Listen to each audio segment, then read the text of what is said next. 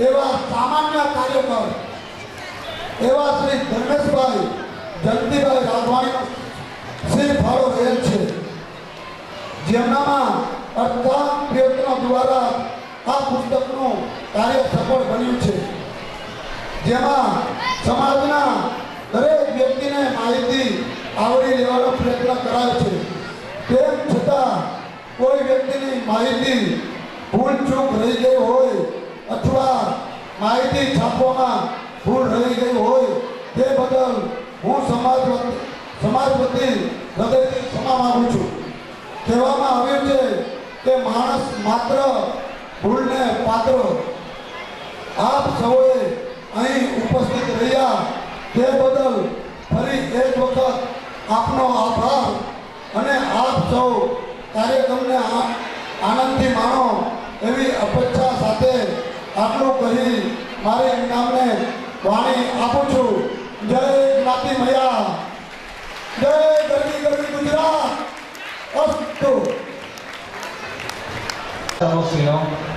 મિત્રો, આપણા આ કાર્યક્રમને આપણા દાતાશ્રીઓ તરફથી દાન મળી રહ્યું છે, જેમાં શ્રી ગુર્જર ક્ષત્રિય કડિયા સમાજ સુરત તરફથી આપણા સમાજને આપણા કાર્યક્રમને રૂપિયા 2500 નું રોકડ દાન મળ્યું છે। તો જોરદાર તાળીઓથી એમને વધાવી લઈએ। શ્રી દિનેશભાઈ, શ્રી ડોક્ટર શ્રી દિનેશભાઈ જાદવ તરફથી પણ આપણા સમાજને રૂપિયા 5000 નું રોકડ ઇનામ મળે છે, તેમને પણ જોરદાર તાળીઓથી વધાવી લઈએ। શ્રી ગુર્જર ક્ષત્રિય કડિયા સમાજ નવસારી તરફથી આપણા સમાજને 2500 રૂપિયાનું રોકડ દાન મળે છે, તેમને પણ જોરદાર તાળીઓથી વધાવી લઈએ। મિત્રો, એક એવા દાતાશ્રી કે જેમણે આપણા કાર્યક્રમને આપણા વિદ્યાર્થીઓને પ્રોત્સાહન આપવા માટે તેમના પોતાના તરફથી રૂપિયા 11000 નું દાન આપણને આપેલ છે, તેવા નવસારી સમાજના પ્રમુખ શ્રી યશવંતભાઈ ધનાણીને જોરદાર તાળીઓથી વધાવીએ। તેમને નમ્ર વિનંતી છે કે ફરીથી તેઓ એકવાર અમારી સાથે સ્ટેજ ઉપર પધારે। તો યશવંતભાઈ ધનાણી, મહેરબાની કરીને પ્લીઝ અમારા માન માટે। મિત્રો, સૌથી પહેલા તો તેમનું સન્માન કરવા માટે હું યુવા મંડળ કમિટી સભ્યને વિનંતી કરું છું કે ઝડપથી ઉપર આવે। સાથે સાથે આપણા સમાજના મંત્રી અને સહમંત્રી શ્રી રમેશભાઈ અને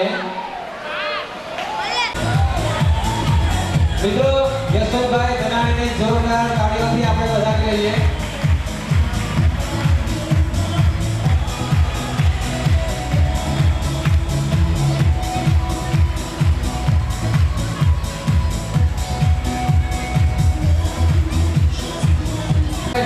નમ્ર વિનંતી કે જો અમને પ્રોત્સાહક શબ્દો કહે, એમની વાણી મેં સાંભળી છે। મિત્રો, આજે આયોજન થઈ રહ્યું છે।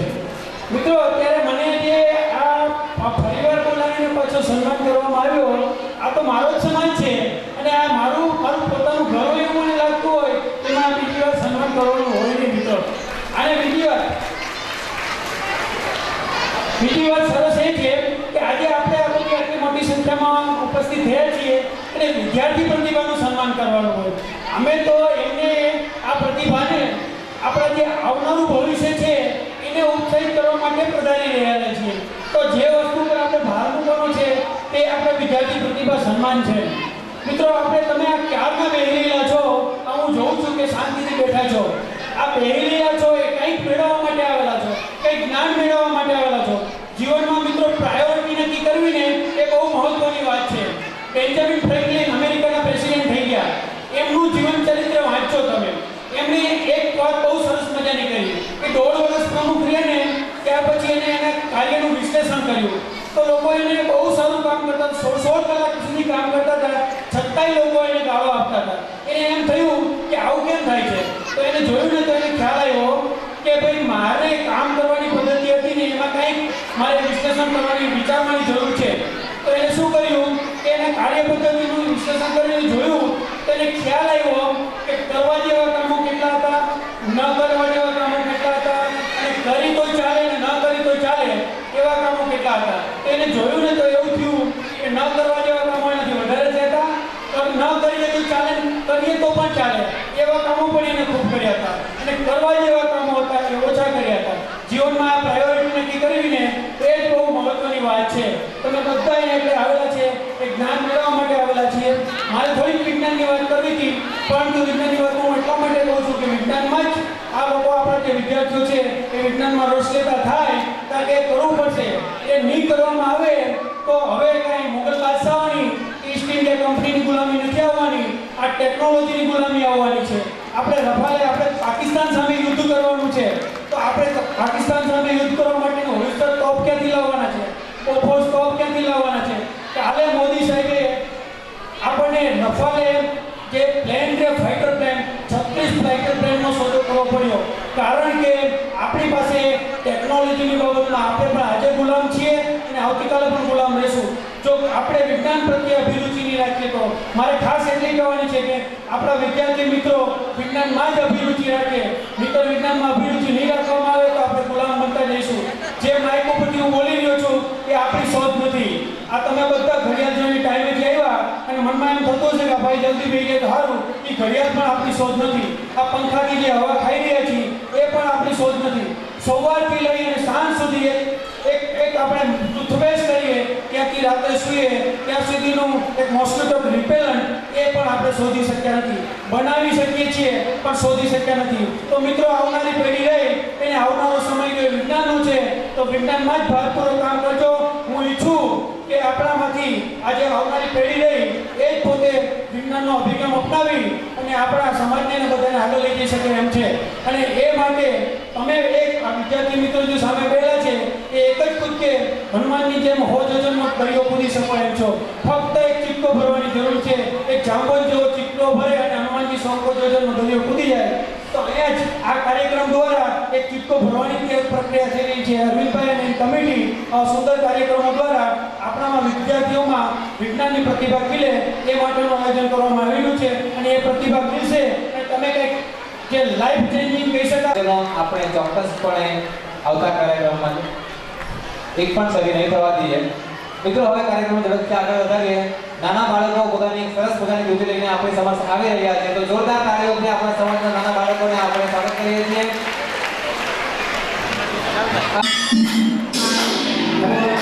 3, 2, 1.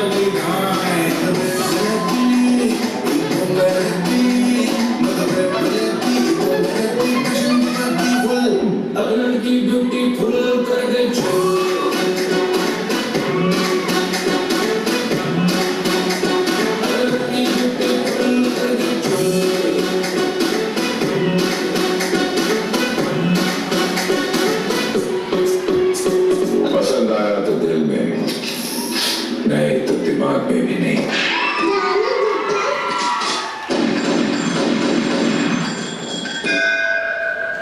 Open Gangnam Style. Gangnam Style.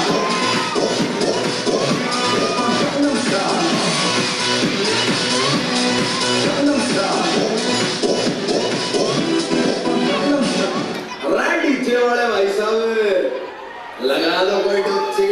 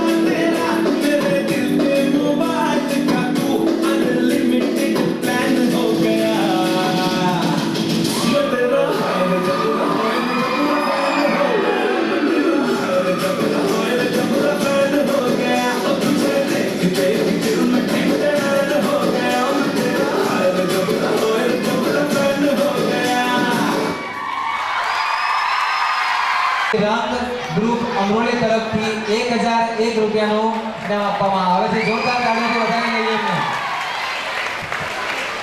મિત્રો, સમય ઓછો હતો, ઝડપથી કાર્યક્રમ આગળ વધારવામાં અમારી ક્ષતિ રહી ગઈ હોય તો અમને માફ કરજો. શ્રી ગુજરાત ક્ષત્રિય કડિયા સમાજ રાંદેરના પૂર્વ પ્રમુખ શ્રી નરોત્તમભાઈ ઝાલા આપણી વચ્ચે ઉપસ્થિત છે.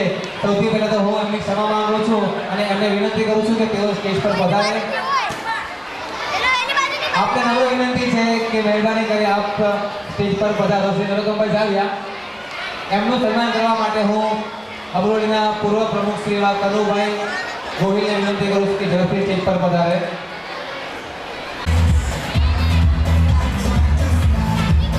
નરોત્તમભાઈ ઝાલા.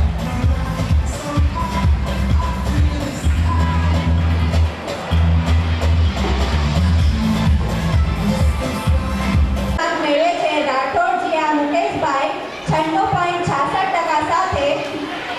ધોરણ 1 માં બીજો ક્રમાંક મેળવે છે મનાણી ઈશાન હસમુખભાઈ 97.9% સાથે. ધોરણ 1 માં પ્રથમ ક્રમાંક મેળવે છે સાપરિયા કોમલ જિગ્નેશભાઈ 94% સાથે.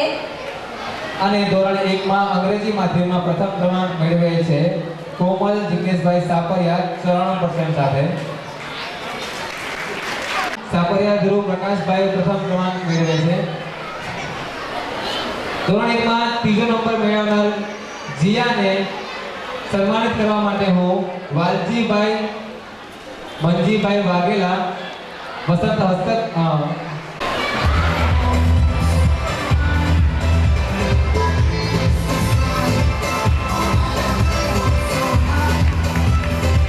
ધ્રુવ પ્રકાશભાઈને ઇનામ આપવા માટે ખોડીદાસ ભીખુભાઈ કુકડિયા તેમને વિનંતી કરીશ કે તેઓ મંચ પર પધારે.